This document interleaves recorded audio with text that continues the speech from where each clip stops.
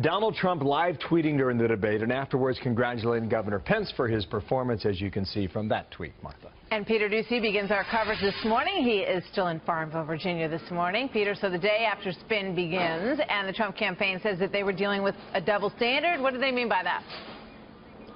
They mean, Martha, the Trump campaign thinks that Tim Kaine was out of line when he either talked over or ignored the moderator, Elaine Quijano from CBS News. And the Trump campaign thinks that if Donald Trump treated her that way, people would be up in arms. But since people are not up in arms, they see a double standard.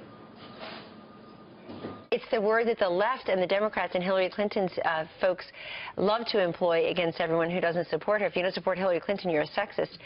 So why in the world was her running mate interrupting and ignoring the female moderator, Asian American female moderator, by the way, completely? It was almost like it was his strategy. It was almost like he didn't hear her.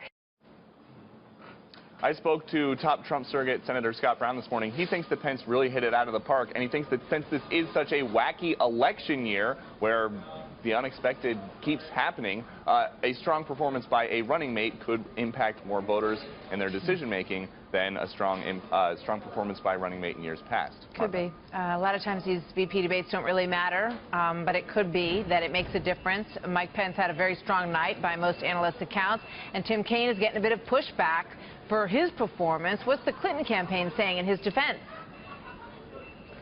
Martha, the Clinton campaign thinks that Tim Kaine did a great job because they think every time he interrupted Mike Pence, he was basically scoring a point for the Democratic ticket, and there was a lot of interrupting. He did it about 70 times.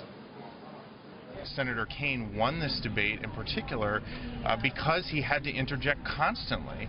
The one thing that Mike Pence stood up for Donald Trump on was the fact that he hasn't paid taxes for almost 20 years. That was the one thing that he defended him on. We also heard from Clinton's communications director, Jennifer Palmieri, who said she thinks Mike Pence, Trump's running mate, dumped Trump. That's the word that she used, because she doesn't think that he defended his running mate as much as he could have.